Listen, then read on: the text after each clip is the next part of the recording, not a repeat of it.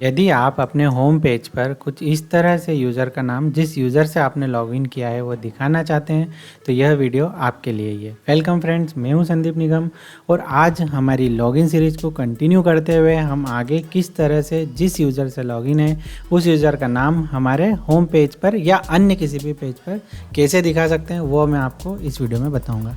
यदि आप पुराने व्यूअर हैं तो आपको पता ही होगा, आपने पूरी लॉगिन सीरीज़ देखी होगी, लेकिन नए व्यूअर हैं तो थोड़ा सा इन शॉर्ट में मैं बता देता हूँ कि हमने अभी तक क्या क्या बनाया। सबसे पहले हम जो लॉगिन सिस्टम बना रहे थे, हमने इसमें सबसे पहले एक सिंपल लॉगिन स्क्रीन बनाई थी। उसके बाद हमने यूज़र रजिस्ट्रेशन पेज बनाया था जिससे कि यूज़र जब रजिस्टर्ड करे तो उसका डेटा जो है वो गूगल शीट पर आकर स्टोर हो जाए। फिर उसके बाद हमने सिक्योर लॉगिन बनाई थी जिससे कोई और कहीं और से किसी डायनामिक तरीके से उसे लॉगिन ना कर सके, तो हमने सेशन का यूज़ कर लॉगिन बनाई थी जिसे हमने सिक्योर लॉगिन बोला।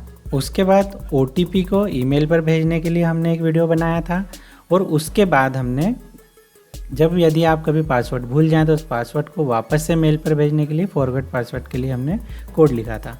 उसके बाद आपने ये वाला पेज बनाया था जिसमें हमने मल्टीपल पेजेस बनाए थे ताकि लॉगिन करने के बाद आप कुछ अलग अलग वर्क इस पर कर सकें। तो मल्टीपल पेजेस वाला हमने एक पूरा वीडियो बनाया था और अब हम ये चाह रहे हैं कि हमने जो मल्टीपल पेज वाला वीडियो बनाया था इसमें हम यूज़र का नाम, जो यूज़र हमने लॉगिन किया है वो दिखा सकें। देखिए, जैसे अगर आप देखेंगे कि तो मैं अभी इस यूज़र से लॉगिन हूँ और मैंने यहाँ पर जो नाम है कुछ इस तरह से कर दिया, तो जब भी आप इसे रिफ़्रेश करें या फिर से लॉगिन कर देखेंगे तो यहाँ पर जो नाम आएगा वो इस तरह से पूरा नाम आ जाएगा, यानी कि जो भी नाम है वो गूगल शीट से आ रहा है। तो पहले का कोड आपके पास होगा, मैं उसी में थोड़ा सा चेंजेस करके बता रहा हूँ। यदि आप नए व्यूअर हैं तो मैं आपको उसकी लिंक दे दूँगा ताकि आप पुराना कोड भी देख सकें। तो चलिए शुरू करते हैं। तो सबसे पहला जो चेंजेस आने वाला है वह आएगा कि आपके जो भी लॉगिन वाला फंक्शन था जो हमने बनाया था लॉगिन यूज़र, तो इस लॉगिन यूज़र में हम क्या कर रहे थे, जब लॉग्ड इन होता है इसे हम ट्रू कर रहे थे, तो जस्ट उसके बाद आपको ये वाला एक लाइन इसमें ऐड करना है। इस लाइन में मैंने क्या किया है कि जो यूज़र का आईडी है, यानी कि जो मेल आईडी जिससे हम लॉगिन करते हैं वो आईडी को हमने सेशन में एक यूआईडी वेरिएबल बनाया और उसमें यह यूआईडी जो हम लॉगिन करते समय देते हैं उसे स्टोर करा लिया ताकि हमारे पास करंट यूज़र का जो ईमेल है वो हमारे पास स्टोर्ड होगा जिसे हम आगे यूज़ कर लेंगे। यहाँ से हमने सेशन चालू कर लिया। सेशन से रिलेटेड सारी चीज़ें आपको पुराने इस वीडियो की सीरीज़ में मिल जाएगी, मैं इसमें बार बार एक ही चीज़ को नहीं बता रहा हूँ। फिर हम आगे चलते हैं।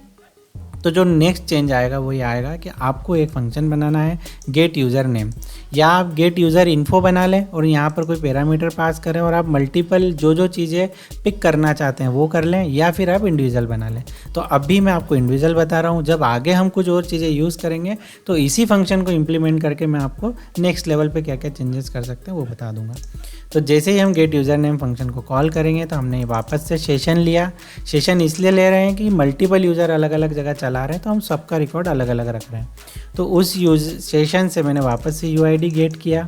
यूआईडी गेट करने के बाद मैंने मेरी जो लॉगिन शीट है, ये जो लॉगिन शीट वेरिएबल है, ये अगर आप देखेंगे तो हमने यहाँ पर ऊपर बनाया है। तो लॉगिन शीट क्या है, मेरी करंट वाली शीट से जो लॉगिन वाला पेज है, यानी कि ये वाला जो पेज है इसको वो कनेक्ट करेगा।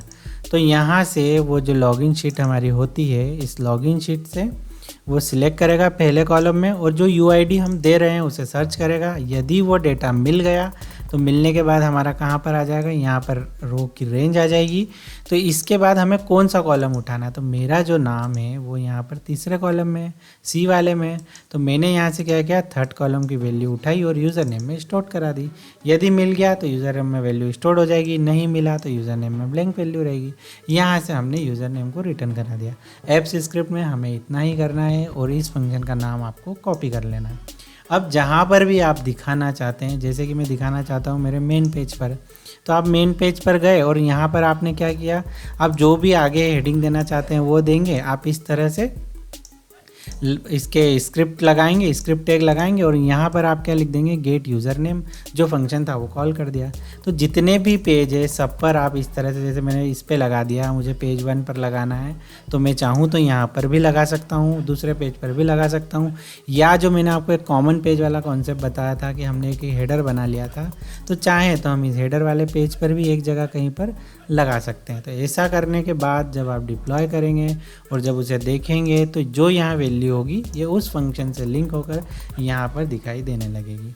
तो आशा है मुझे आपको किस तरह से हमारे किसी भी HTML पेज पर जो गूगल एप्स स्क्रिप्ट के से लिंक है उस पर किस तरह से यूज़र का नाम दिखाते हैं वो समझ में आ गया होगा। यह केवल यूज़र के नाम के लिए नहीं है, आप अगर एक्सेल शीट या गूगल शीट में और भी जितने कॉलम बनाएं इनकी वैल्यू भी यहाँ पर लाकर आसानी से दिखा सकते हैं। तो आशा है मुझे आपको यह वीडियो समझ में आ गया होगा। इससे रिलेटेड कोई भी क्वेरी हो, कोई भी डाउट हो, आप निसंकोच मुझे कमेंट कर सकते हैं। यह वीडियो कैसा लगा बताना ना भूलें। मिलते हैं नेक्स्ट वीडियो में। Thanks for watching.